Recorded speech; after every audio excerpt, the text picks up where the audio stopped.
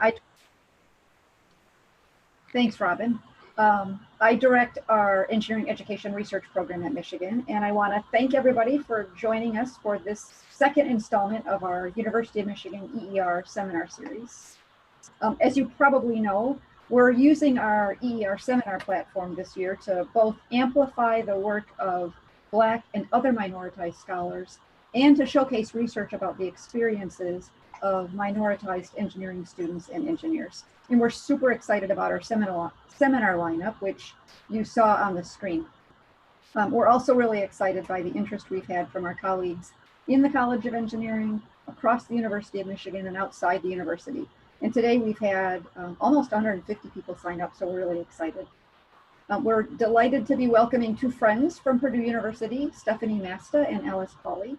And I'm going to hand it off to our EER seminar coordinator, Robin Fowler, who will do the formal introductions. Robin? The best part about my role as seminar coordinator is that I get to meet such fascinating people. So I would like to introduce Dr. Stephanie Masta, who is an assistant professor in curriculum studies at Purdue. Much of her research focuses on the experiences of marginalized individuals in K-12 educational environments. She is particularly interested in the intersections of colonialism and race within the academy, and her current projects examine experiences of marginalized students in STEM classrooms. And also Dr. Alice Pawley, who is an associate professor of engineering education, also at Purdue University, and affiliate faculty with women's gender and sexuality studies, environmental and ecological engineering, and the Purdue Climate Change Research Center. She developed structural explanations for the low number of women and people of color in engineering education, and she helped found, fund, and grow the Peer Collaborative, a peer mentoring community of academics primarily evaluated on their engineering education research. I think that's tag teaming us. Thank you, Robin, for that introduction. I'm gonna share the screen here. And then Stephanie, if you want to, let's see, lead off for us. Yeah. So I think, first, Alice and I would just like to thank everybody for being here. What we're going to talk about today is something that her and I have been talking about for many years since I first came here to Purdue. But before I get started, so one of the really cool and unique things about getting to do this presentation in Michigan is, some of you know this, but I'm a University of Michigan alum, go Blue. I was there from 1997 to 2001. And so when Alice asked me if I wanted to do this, I said yes, because I love giving back to the mothership. But I also feel that my time at Michigan was incredibly informative and helpful in radicalizing me in many different ways. But I would also like to acknowledge that we are on, or the University of Michigan is on, the territory land of the Chippewa, the Ottawa, and the Potawatomi. And that is particularly close to my heart because I am a member of the Sault Ste. Marie tribe of Chippewa Indians. So it's not often that I get to acknowledge my own ancestral territory. So I'm really thankful that I was able to do that today. Yay. Do you want to say anything else about yourself? I think, just really quickly. So I am actually housed in the College of Education. And so I do research around curriculum very broadly. And so looking both at written curriculum, but also like how teachers and professors talk about particular things, especially related to issues of colonialism and identity and things like that. But Alice and I kind of connected over our shared interest in these issues, which is how we have started to collaborate. Yeah, it's been awesome. I've been so grateful and excited about it. And we're going to talk today. Oh, so I'll say a little bit about myself, but we are going to talk today about one of our collaborations. So as Robin said, I'm Alice Pawley at Purdue, but I recognize many faces in the chat and in the participants. But for folks who don't know me, my background is in industrial engineering with a side of women's studies. And engineering education at Purdue is in the College of Engineering. It's its own school in the College of Engineering.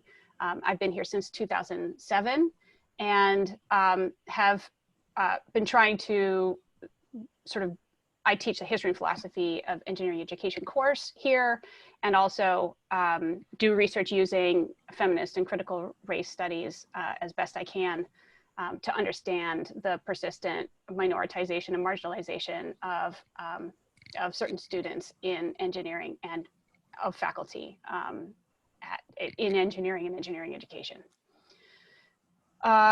So with that, the map of today, we don't have many slides. You'll be relieved to hear.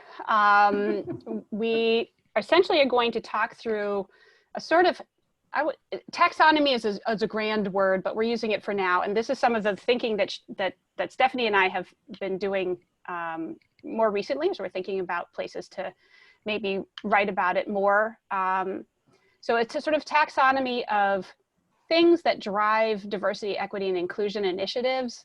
But while on their face they seem fair, we're arguing that they're still rooted in colonialism, whiteness, and maleness. And we're still thinking through some of the details here, so we look forward to your thoughts as we present them. So we're going to present this taxonomy and then describe some stories from our current joint research project called I Matter, and then come back to the taxonomy as something to counter. And so Stephanie, I think you're leading off on the taxonomy. So let me move us to the next slide. And I do want to say that I did have to look up the word taxonomy after Alice suggested we use it, just to make sure that we were using it correctly. So as a shout out to all the graduate students in the audience who still look up words, I still look up words. I think it's a good habit to keep forever. So one of the things that we hear a lot is that diversity is important, diversity is good. Often like diversity is really kind of the spice for white people. And what I mean by that, so the metaphor here is that diversity adds flavor and is a commodity desirable in certain quantities that doesn't threaten or undermine dominance in any kind of way. And so I don't know if some of you are familiar with Bell Hooks, but she writes about this. And so I'm actually just going to read her words because I think that they're pretty powerful in this instance, which is the commodification of otherness has been so successful because it is offered as a new delight, more intense, more satisfying than normal ways of doing and feeling. With commodity culture, ethnicity becomes spice, seasoning that can liven up the dull dish that is mainstream white culture. And what we mean by that is that what often ends up happening is that we focus a lot on what I would call, in quotes, the right kind of diversity. And thinking about how diversity is either encouraged or discouraged in academic spaces, but in particularly like research spaces. So I think, you know, for example, graduate students often receive particular types of messages about what kinds of research what types of research should we do regarding diversity and what types of research should we not. So like, for example, like I have sat in student committees before, students in STEM, where faculty members have said, well, you know, like some diversity is good in STEM, but we don't want to get too carried away. And whenever I hear the phrase, like, we don't want to get too carried away, what that really means to me is like, it's okay for you to be the good brown person. It's okay for you to be the good black person, but we don't really want you to be that critical person. And we don't really want you to be pushing against like some of the ideas that we hold near and dear, right? We want you to function in a way that adds, you know, credibility to our existence. You add diversity, right? We're happy to have you at the meetings, but we don't necessarily want you to bring the fullness of your identity to the table, because then that confronts us, or not me, but that confronts white people.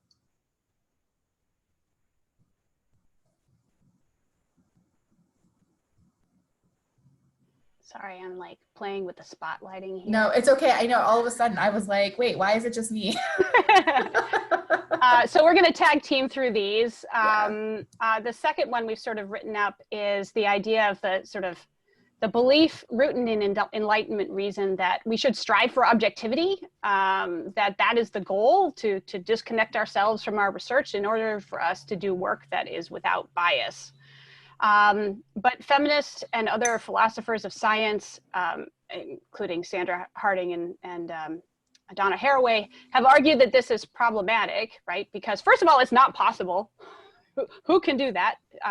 Haraway calls this the God trick. And second, it's not desirable because it sets up a form of scientific reasoning that can't withstand exposure to people's lived realities. In other words, if you make scientific conclusions, which crumble in the face of individuals' bias, then it's not particularly robust scientific conclusions, right? So instead, there's alternatives that we're going to talk about. Scholars of color have also talked about this desire for disconnecting oneself from one's object of study as a form of, as contributing to white supremacy, as, you know, that is a particular worldview, that is desirable and that is problematic. So, so there's this one component about like research is objective. The other part I wanted to add to that is the idea that research is cerebral. It is located in the intellect, into the mind. And feminist scholars have also pointed out the flaws in framing knowledge or understanding as purely intellectual, as disconnected from the body and from our bodies. And so I have an example in, you know, I'm a white scholar doing work in engineering education research. I've tried to understand the lived experiences of minoritized engineering students. And much of you know that that is a thing about me. Like that's probably why some of you are here. But, you know, I'm a white scholar, first and foremost, no matter how much I read, no matter how much I try to understand. I am a white scholar lodged in a white body. And as an example, I've interviewed for my research a student who was undocumented, and he described how he was speeding accidentally, driving without a driver's license, and stopped by police. And the experience of him being stopped by police, potentially being deported, and bringing his whole family being deported was intense. It was intense for me, but in my body, that has different knowledge than him, and him experiencing that in his body, right? Similarly, I've interviewed Black men who were, you know, all of these are engineering students, students who were at HBCUs in particular, and those experiences, their experiences in their bodies of being stopped by police is nothing like mine. And so no amount of my talking or reading or learning is going to lodge that understanding in my body. So we want to problematize the idea that research should be disconnected from the body, from ourselves. Oh my gosh, sorry, landline. It's only going to ring twice. Alice still has a landline, so. Because I don't want to rely on babysitters' cell phone numbers or power outages. Okay, that's kind of, sorry, sidebar. So I'll turn it back to you, Stephanie, for number 3. Oh, and I just want to remind folks that if you are chatting, to make sure that it's clicked on panelists and attendees so that everybody can see the chat, because the panel, sometimes there have been some good comments coming through and I think just the panelists can see them, but maybe everybody wants to see them. So, so folks who know me know that this is actually one of my favorite quotes. I'm going to read it before I talk about the next taxonomy, which is the lack of knowledge is the biggest factor in inclusion. So there's this book, it's called PYM, P-Y-M. It's by Matt Johnson. And the book basically, it's a fiction book, but it really kind of details the experiences of an African-American professor. And it's a little bit sci-fi, but that detail is not important. But one of the reasons why he leaves his university is because he refuses to serve on the diversity committee. And so in the book, he shares, the diversity committee has one primary purpose, so that the school can say it has a diversity committee. They need that for when students get upset about race issues or general ethnic stuff. It allows the faculty and administration to point to it and go, everything is going to be okay. We have formed a committee. People find it very relaxing. It's sort of like if you had a fire, and instead of putting it out, you formed a fire committee. And I think that, you know, one of the, okay, I have to move my screen back to big screen. So like one of the things that I think we hear a lot in higher education, or it seems to be like an ongoing narrative, is, and I think maybe to an extent the larger community, right? Like I think with the ongoing current events around racial violence against Black communities, that, you know, I have a lot of folks saying to me, like, what should I read? Or like, like I got asked a lot of questions about who should I follow on Twitter? Like what news should I consume? And I think that there is really kind of this ongoing narrative that we just don't know enough about racism or sexism, and that it's this lack of knowledge that causes our failure to progress, or it's the lack of knowledge of other people that fail, like that we don't move forward, that like perhaps if we just had the right argument or the right information, that things would be better. So first, this narrative is rooted in Enlightenment reasoning, which is actually what a lot of our thinking around academia is. And that's really kind of the argument that like, in order to improve our condition, we just need to use reason. And I think that we are in a current moment where there's lots of conversations about reason and lots of conversations about knowledge and what do we know and how do we move that forward. But related to issues of maleness and whiteness is that we have decades of research on the experiences of brown and black students, right? Decades.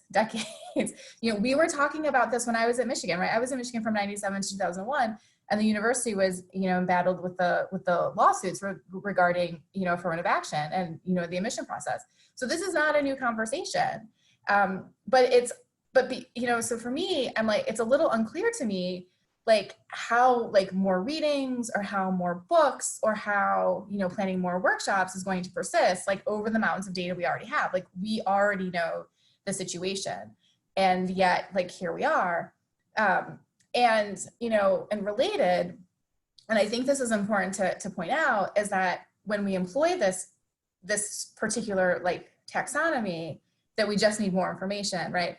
Or that we just need the right information, or we just need that information that's going to convince this, you know, random person to believe that racial justice is important, or that sexism is bad, is that it really kind of allows individuals and institutions to ignore what I think is a realistic possibility, which is that the slow progress of inclusion efforts is by design, that it's intentional, and that there is really no deep interest in sustained change. And so it's easier, but it's easy for us to just to kind of continue down on this path.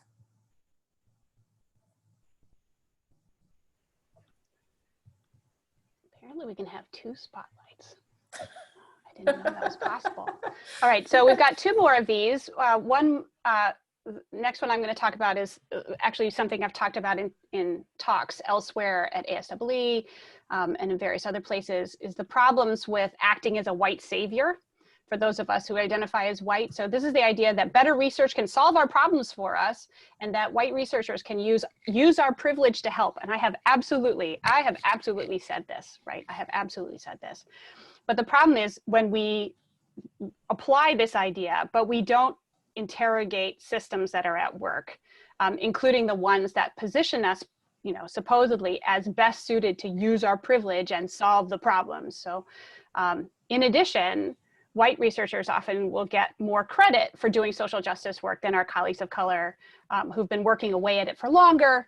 And while at the same time, colleagues of color who are doing social justice work or diversity work get further marginalized because of the work in those areas, right? Because of the work in social justice or in thinking about diversity, equity, and inclusion.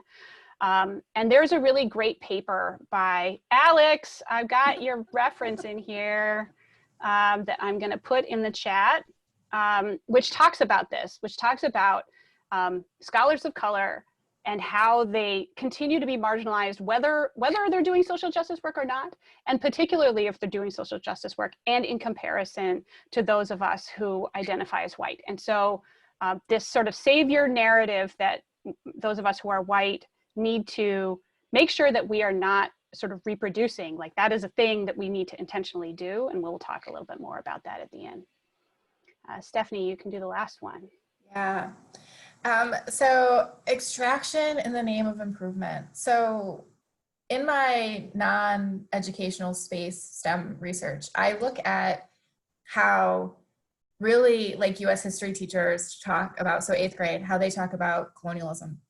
And so another taxonomy that is often used, I think, to justify issues of race and sexism and colonialism, to justify the extraction of really kind of like, right, resources. I mean, you know, historically it was resources, physical, material resources. Now it's intellectual resources from others as appropriate and necessary is because it leads to growth, right? And I put the growth in scare quotes so that, you know, to indicate the growth is very contextual, right? I mean, you know, like when we think about like the early development of the United States, you know, there's, I mean, again, the history textbooks talk about the, you know, the doctrine of discovery as if we would not have advanced as a society with the native communities in charge. And, you know, and I mean, I think, you know, one of the things I like to envision is what our communities would have looked like if that had been the case, right? So So I think that when sometimes we talk about these things as if they are generally accepted, and that's not true, right? Growth looks different for everybody. And so while this idea of extraction is really kind of built into the doctrine of discovery, which, you know, comes up quite frequently, Alice also informed me that it's built into the engineering origin story, which was really fascinating to me. So all about the Erie Canal. So I have been doing some reading about that.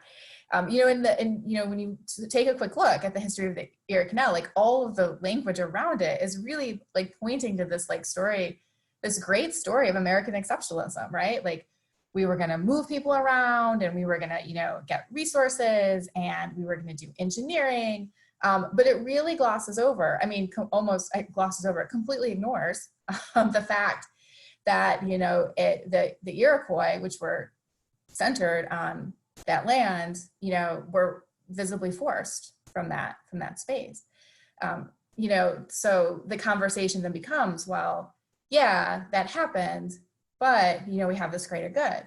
And so kind of a subset of extraction is what, so some of you may have heard this before, but in my circle, so with other like Native scholars, like one of the things we kind of joke about is this process called Columbusing, which is when you discover something that has already existed.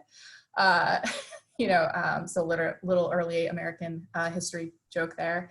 But really, like, I think we see this happen quite a bit, where white researchers in particular will present on marginalized communities without acknowledging that that work has already been done, right? And that work has been done both scholarly, and that work has been done in the communities. And so, you know, I'm particularly mindful of that and sensitive to that when I see, you know, folks write about Native issues in engineering, you know, when they're doing like these programs in, you know, in tribal communities, because that work is done. I mean, that's information that we have.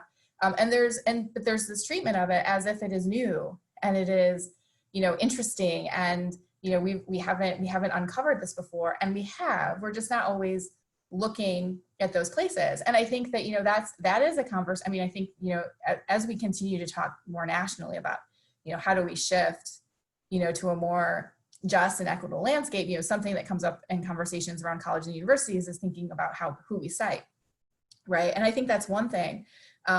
But it's also recognizing that, you know, this work has historically been done, but also that this work has been historically denied, right? So folks have, like, you know, the way that academic publishing works is that, you know, sometimes white people get over-rewarded for doing this work, and so they're published more at the expense of brown and black scholars who are doing this work, and they're not getting published as much, so.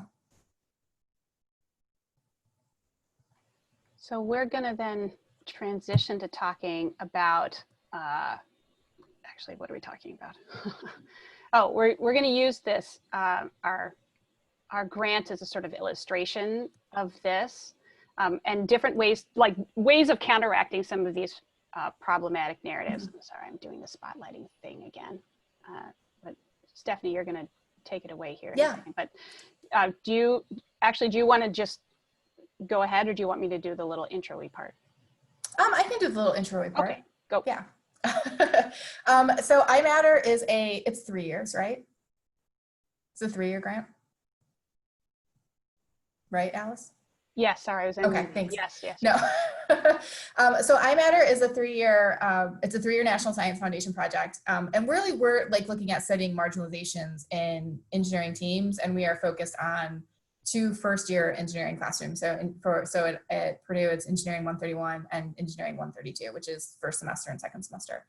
And the study is like it's, you know, multi-pronged. And so we are observing instructors, we are observing student teams, like in the classroom. We're doing student interviews with engineering students. In the spring, we're having students do a semester-long diary study. And then we're also looking at historical data. So I'm assuming that some people in the audience are familiar with CATME, but CATME is Alice, do you want to tell them what CATME is? CATME is a tool that probably many of you have used that helps form teams and then evaluate teams. So it is research-based, behavior-based, research-based, behavior-based tool to help put teams together using a research basis, and then help the teams evaluate themselves at multiple points over the term. And Purdue has a long history of involvement with CAPME and is the sort of the host school for it, but then any institution across the world can make use of it in various ways. Thank you. And so we were looking at, so we created a formula to look at CAPME teams. So like part of the goal of CAPME is to create diverse groups. And so we looked at historical, and part of CAPME is students writing comments to their peers and then also to the instructor. And so we created a formula to look for critical incidents in those conversations for us to further study, like, so how are teams talking to each other? And then, so a couple of things we know. So we know from instructors that, that they're either unable to identify when it occurs, or they recognize that it's happening and they aren't sure how to disrupt it, right? Because I think that we are often primed to think of these things as being very overt acts, but often they are very small comments. And so the kind of the premise of our work is that there are these critical moments of marginalization that occur pretty early on that aren't necessarily easily detectable if you're not like really, really looking for them. And that if instructors had the tools to recognize these early critical moments, that they would be better suited to disrupt them. And so I want to talk a little bit about, so the three things I'm going to talk about today are from the student interviews and then the historical CAPME data. And I want to say that, so before we started this project, I joked that I would be able to probably write the findings and then just fill in the names of the participants after we collected the data, because I'm not sharing this information with you because it's new or that's really particularly novel.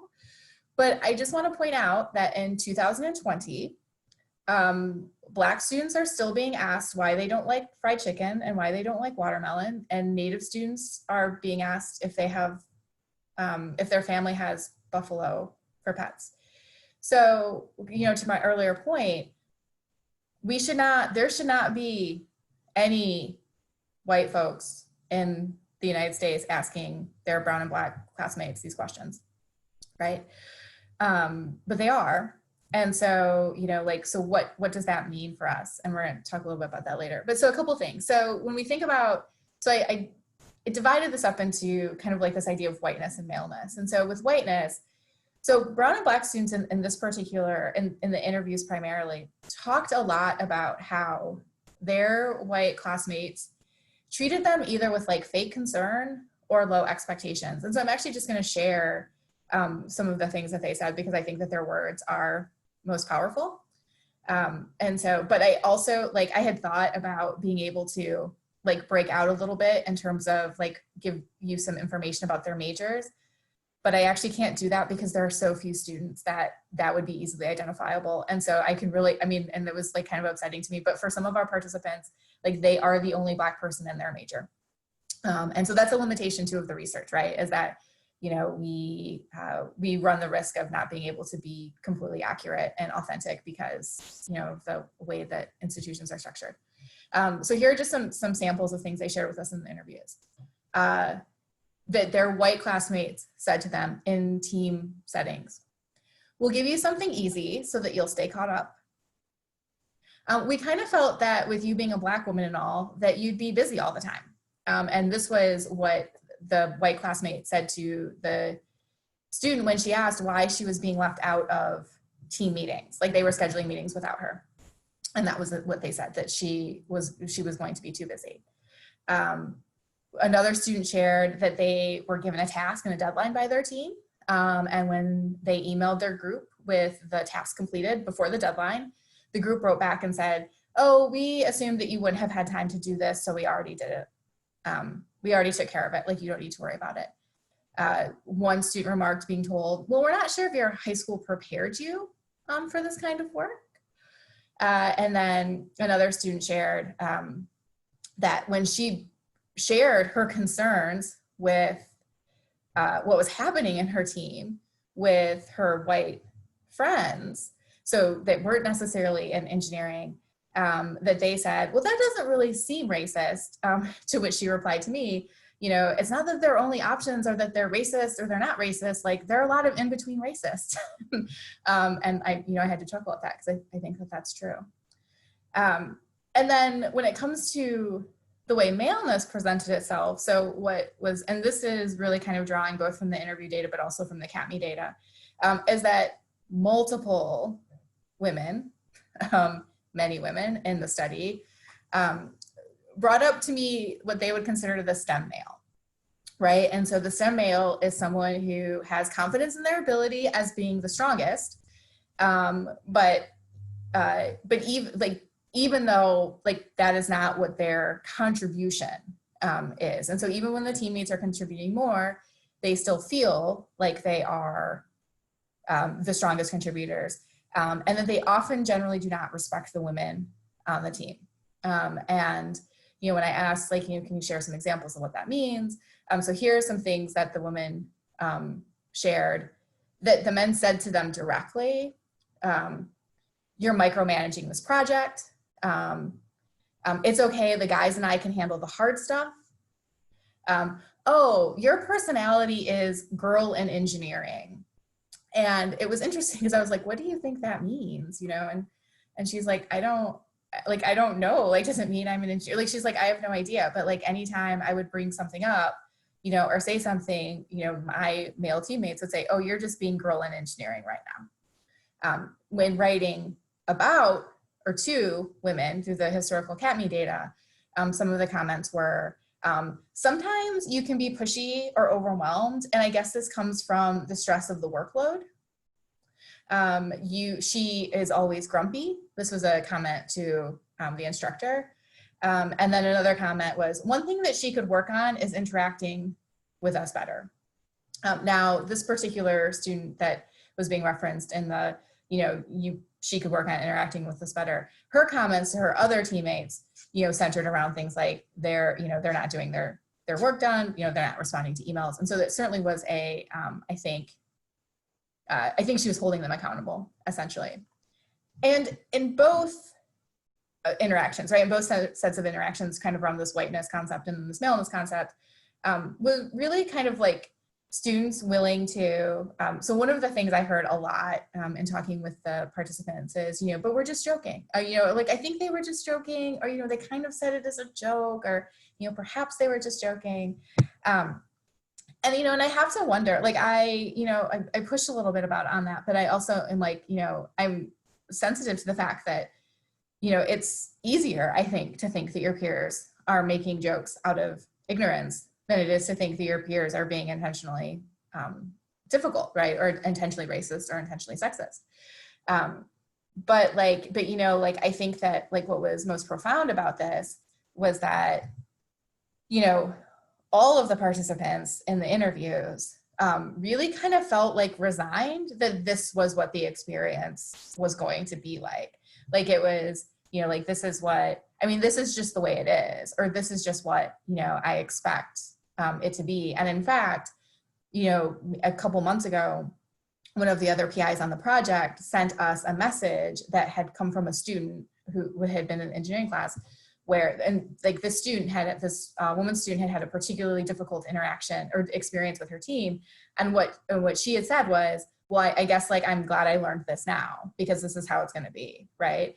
And that's unacceptable, right? I think that's unacceptable. And not only is it unacceptable, but this has been the pattern of experience, right? Since we've started researching these things. Like, it's not like this is an improvement. And in fact, I think it could be getting worse. And, I think we have to ask ourselves, like, what are we doing to, really kind of push against this, but also like change the culture. And I think that kind of ties into our next slide.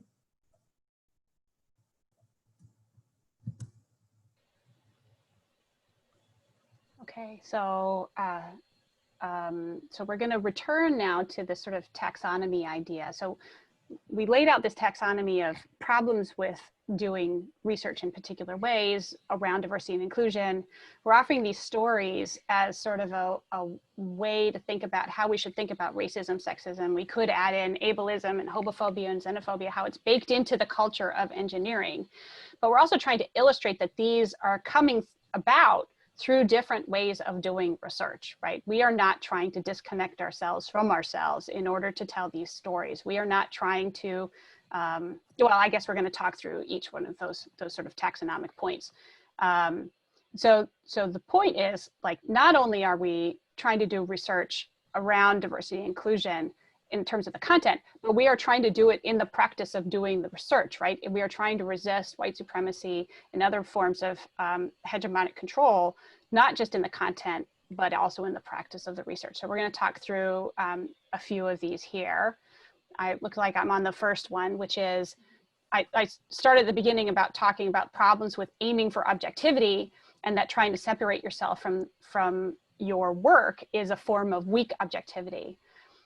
Harding in particular, I just want to acknowledge the people who put hooks in the chat. I cited 2 white feminists, and Bell Hooks absolutely has written on this work, and I reproduced a problematic practice of citing white people and not scholars of color. So thank you to folks for drawing attention to that in the chat. So Harding, though, does name this thing called strong objectivity, which she argues is a better way of achieving fairness goals than objectively trying to link them to value-free ideas, right? So instead of disconnecting ourselves from our research and trying to reduce bias in that way, instead we should do research in coalition and in collaboration as our full selves, bringing our full selves to the study of the whatever the thing is, and that we need to interrogate the social positions that cause us to understand the world as we do. So in other words, how I as a white person come to understand race and my limitations in so doing is important to think about, because it's also a product of how race functions in the US. Now, I don't want to center whiteness, but Stephanie is very good about pointing out the places that I problematically do that. But also, like, in the idea of doing research in coalition with others, like, we need others in order to do better research, because it gives us this form of sort of strong objectivity. And also, even the limited and partial knowing that many of us have around issues of race because of our positionality as white people in the United States. Oh, and then I'm also doing staying in our lane. So I'm kicking off staying in our lane. Then the chat's going on. I'm sorry, I'm missing stuff in the chat. The second idea is that we who are in the majority need to think about how to stay in our lane, right? Another metaphor here, but I'm telling myself this also. We should be asking ourselves, am I really needed here? And in what ways? Or am I trying to insert myself in a place where a minoritized scholar would actually be doing more good? And instead, like, how could I be trying to amplify or support their work rather than try to carve off my own as a sort of another problematic colonial project? Like, something only has value if a white scholar is doing it. So not every social justice or diversity initiative needs to have a white person involved in the leadership. And that being said, I mean, I do think there is a place for white people in speaking to other white folks, like in bringing them along, so that the scholars and colleagues of color do not have to continue to do that emotional work, right? So that's an important role. But we need to be checking ourselves and learning how to be better colleagues and scholars in these spaces and partnering with scholars of color. So then Stephanie has a couple of points about allyship regarding this. Yeah. And I do just want to note that there are 2 question answers, and I think we'll get to those at the end. So I don't want you to think that we're ignoring those. So I do want to, and again, like, and I think that, you know, obviously, like, Alice and I come at this from different perspectives. And so, like, I'm certainly not speaking for all Native folks when, you know, I say that, you know, colonial, well, you know, like, I think that there's an important context. And so I think that, like, my next point is something that I think is contested in communities of brown and Black people. And so I don't want to say that everybody feels this way, but for me, I think that allies should be invited in, and that they aren't necessarily those who get to self-identify. And this happens a lot with, like, I mean, I have a lot of students who will come up to me and they'll be like, I'm an ally to the Native community. And and you usually then want something from me. And so I, I'm very, very hesitant to the idea of that, people just get to declare themselves an ally when they want to. I think that allies really do need to be invited in.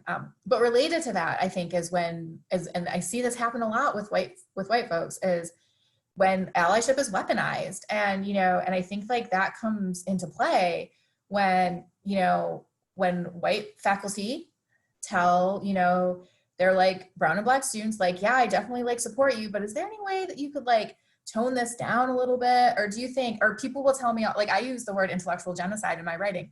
And I have had colleagues say, that word's kind of harsh. And I think if you want to bring people around to your message, like you should use a less harsh term than like intellectual genocide. Like, we want the other white people to get on board. And I'm like, that's not being an ally, right? That's like, that is in some ways using your position as a ally to kind of convince me to, make my message more palatable for you. And so I just want to be really mindful of that.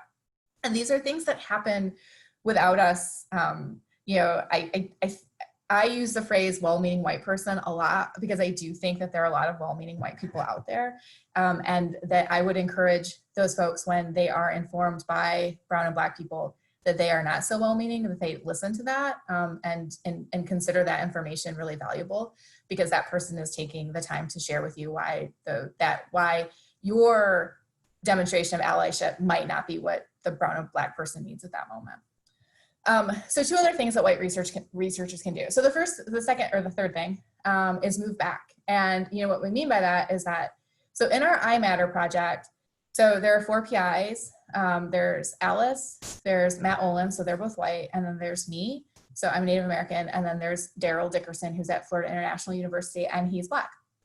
And one of the ways that Alice and Matt move back in this project is they let Daryl and I drive the conversations around analysis, around data collection, and our perspectives as members of brown and black communities are considered,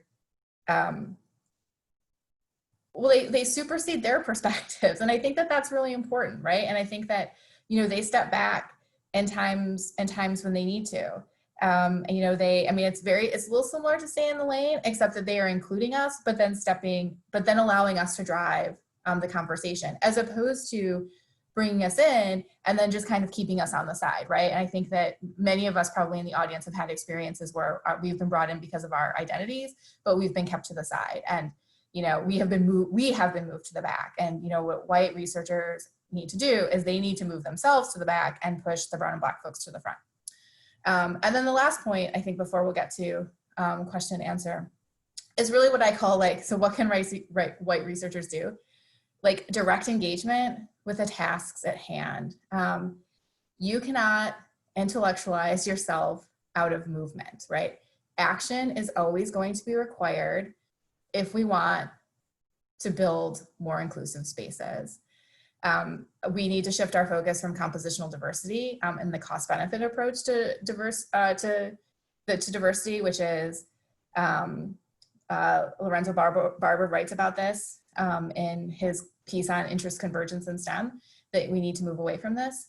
That approach to sustained institutional change, and instead think about, what are the direct actions that we can take that will move us forward. And I'm going to be honest, those direct actions are going to mean that for white researchers, it may seem like a loss. It's not a loss, right? It's just a shift in representation. But there's going to have to, here, the conversations I think we're having now is that, I think that white folks are going to need to give some stuff up in order for us to kind of reach more, more racially, just, more, spaces. So I think a great example of this is the recent strike, right, in Michigan. I was paying very close attention to that. And, I saw a tweet about this where I think I couldn't tell if it was a graduate student or was an undergraduate student, but they basically said it was very clear to us which faculty, talked the talk, but didn't walk the walk. And so you can't talk about, you can't talk about wanting like, racial diversity and then create research spaces where your brown and black students are marginalized, right? You can't do that. And so, part of direct engagement means really interrogating the decisions you make as a white person and the decisions you make as a white researcher, and recognizing that in order to move forward, you're going to have to do some uncomfortable things. And that it can be difficult, right? Because I think that we want, this to feel good, and it's not going to feel good. I participated in Scholar Strike a couple weeks ago, and, that was really important to me, but it felt uncomfortable, right? I'm not tenured. I'm up for tenure this year. And, and it was a day when we were getting lots of emails. So like everybody was getting my response back that I was doing this, but it was the right thing to do, right? And I can't support my students if I'm not also willing to do the hard, difficult things that require us to move forward. So thank you. I'm not sure if Alice has any last minute thoughts. Am I unmuted? Yeah. No, so that's what we've prepped.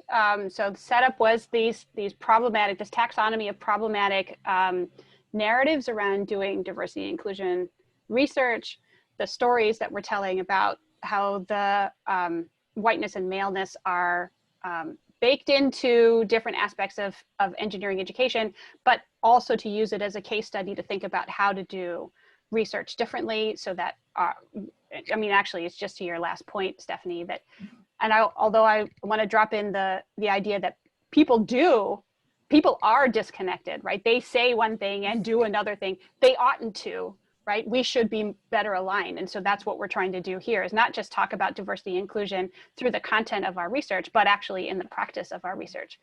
And because that is the right thing to do, and it does better research at the end of the day too. So I think we're I'm sorry, go ahead. No, I think we can move to the question answer.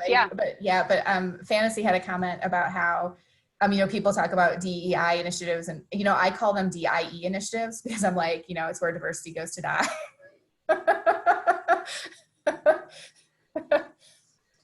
I start a lot of emails here on campus with, I'm sorry to be the angry person again. So, and it's usually around DIE initiatives. So we have 3 questions in the chat, but actually, do you want to maybe take the last one first, James's question? I can read it because it speaks to this language question. So what words do you suggest need more usage, like intellectual genocide, for example, oppression and anti-Blackness, as opposed to diversity and inclusion, and so on?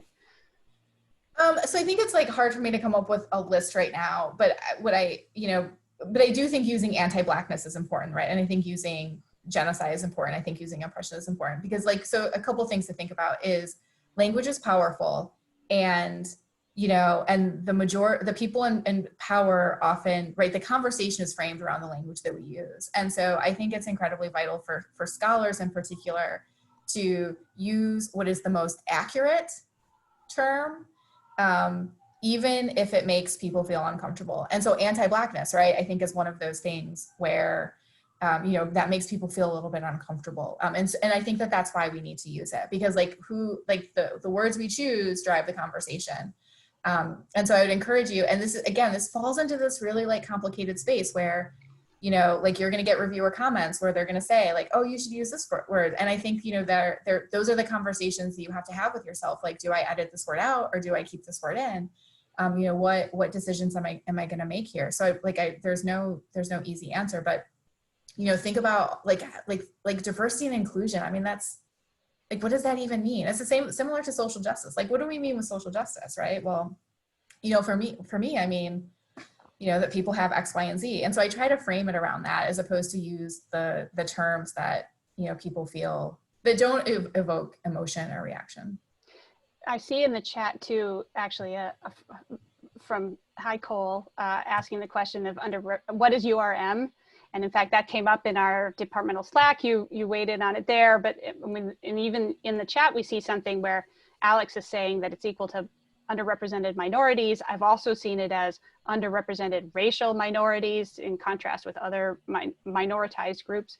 And you had particular thoughts about the term URM as well, right? Because the specificity was important. Like, right. Who do you actually mean what groups are you actually talking about? Right. So I try to use brown and black because that's typically what I'm referring to. I'm referring to people who are coded as brown and black in this country. But I also think, like, you know, in our conversations around Native identity, as a, you know, I often say, like, all of these tools, all of these words are the words of the colonizer, right? And so, like, I mean, you know, like, whether I use American Indian, which is what my tribe uses, or I use Native American, or I use Native, right? They're not necessarily my terms. But I think, though, like, with this language piece is that, and what I shared in the Slack is that, like, I think we have to be careful about why we're having the conversation. Like, if the conversation is like, I want to best use the term that the folks that I'm talking about feel accurate, represents them, then that's awesome, right? That you've talked to them, you figured that out. But if the idea is that, like, I need to figure out what is most palatable, that, like, it doesn't change the experience of somebody whether they were pulled over because they were minoritized or marginalized, right? And so I think that we have to ask ourselves, like, why are we having this conversation? And if the conversation is because, like, I'm trying to come up with a term that is most suitable then for, like, the larger public and not most suitable for the population, then we need to ask ourselves why. Thank you. There's another question in the chat from Alex about the whole Jessica Krug situation that happened a couple, was it weeks ago? Is it last week? I'm confused about time. Yes.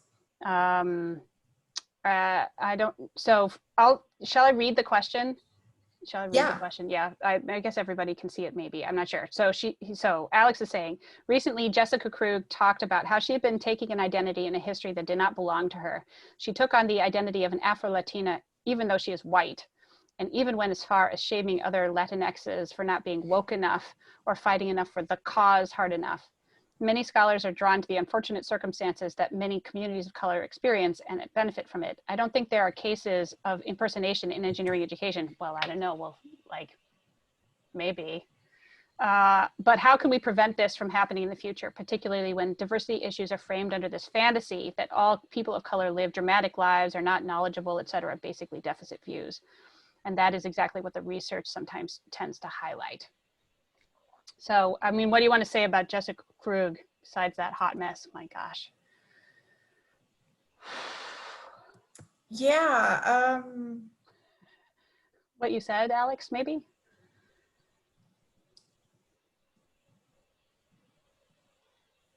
Yeah, I mean, I think that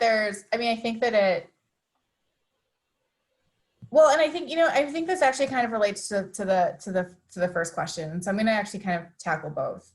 So the first question is, and I'm just going to read it. So those comments are tone deaf. Like, as a white male, I don't think I've ever uttered them, but it is possible that I've had that subconscious attitude. So my question, like, were there positive examples of interaction? Is this commonplace or is this rare? And so my question back is, why does that matter? And I think that that's important because, you know, what I have found is that, you know, and of course, like, everyone's experience is complex, right? I don't think that if you talk to people that they would say they only have bad experiences and they only have good experiences, right? But when folks ask this question of me, typically it's because they want to in some way diminish the words of what the participants have said. And I think that relates a lot to, you know, some of the fear that folks have around, like, what has been happening with Jessica. And, like, I think there's actually 2 other scholars that this happened to in the last couple of weeks, is that for groups, and I think it's like exactly what Alex said, for groups who are already not believed, that just makes it harder to be believed.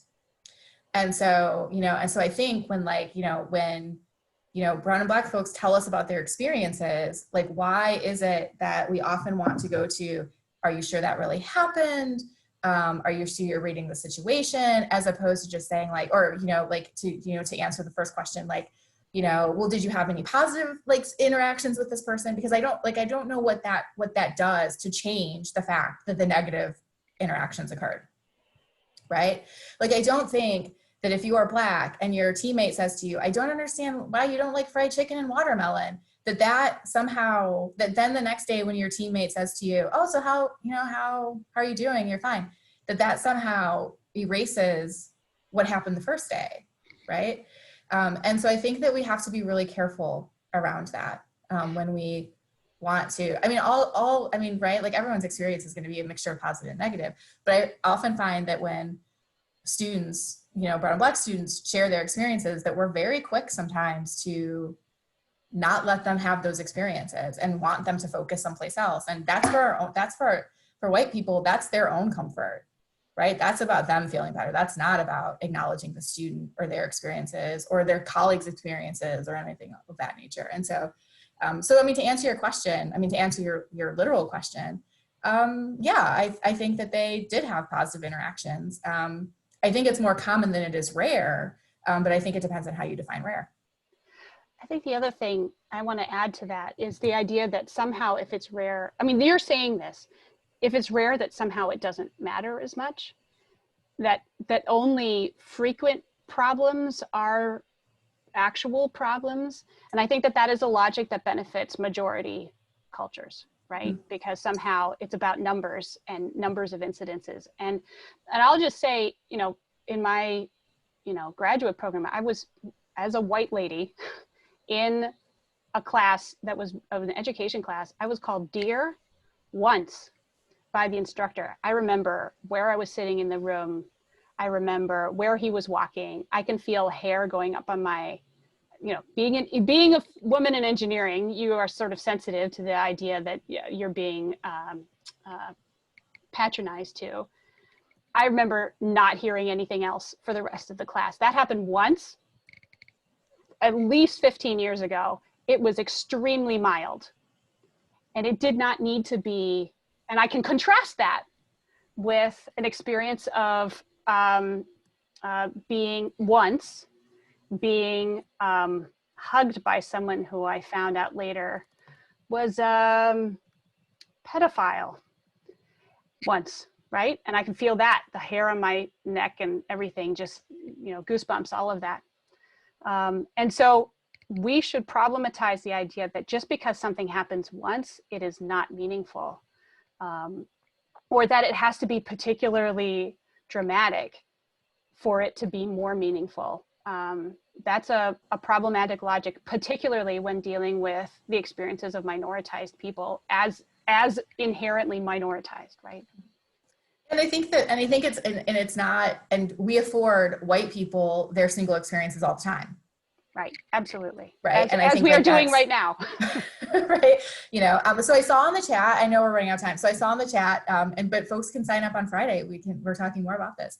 But I did see in the chat, so the conversation about brown, my usage of brown and black, and what does that mean? So part of it is just like, it's actually just easier for me to say. And because I'm thinking about like larger, like really kind of how we're coded in the United States, both as brown and black people.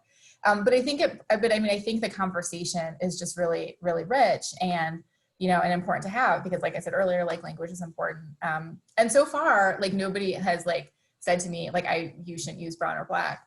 And so, I'm going to go with it for a while. I think we're out of time. There's a really interesting question in the chat. I don't have anything useful to say about it, but I'm going to go look up these scholars. And Robin, can you drop there's like a Google Doc where people can sign up for the office hours. If you can drop that in the chat, that would be awesome. Yeah, so I will take, so the question is like, I'm wondering if you could comment on the practice of creating culture. I've been thinking a lot about how Benjamin and Dorothy Roberts work. I've read Dorothy Roberts, amazing. Locating race and gender in the practice of science and design. Since you were talking about critical praxis, how do we begin to take on dismantling this amongst, also dismantling, desettling, how do we engage in research? So I will say, so this is obviously, like you mentioned, like you're still thinking through this, and, and I think this is something that Alice and I think about all the time. But I would say the first thing that we do when we're talking about creating culture is we call out what is happening, right? We say what is happening, and we say what is happening in very clear, direct terms, and we don't let things slide. And I think like and we don't have, and part of this is not being afraid to be uncomfortable, and not being afraid to have, like hearing some harsh things. And so, and I think like, sometimes it's just as simple as saying, it is important that it is important for me in this meeting that, that we use the pronouns that people put on their name tags, right? Like, and I think that there's, you know, as opposed to what I think happens is, you know, these very like general statements, these emails that go out. And so like, you know, like, oh, it'd be helpful if just call it out directly and say, this is what we expect. And this is why, and I think you'll see culture will shift slowly, you know, and I think like holding each other accountable is another key step. So we're over time. I wanted to throw up the acknowledgement slide and appreciate the NSF for our funding. But also, I understand that the office hours on Friday, they're going to send out the Google sign up after the meeting to the Michigan folks. And if you are not from Michigan, because there are lots of folks who aren't from Michigan from the University of Michigan and the chat, you're welcome to reach out to Stephanie or me and set up a separate time. You know, we're happy to keep talking about these things. Thank you so much for everybody for hosting us. We appreciate it. Well, I guess we can stick around a little bit more if there are like 2-minute chats, but we know people need to go. Nice to see you all. Thank you for coming.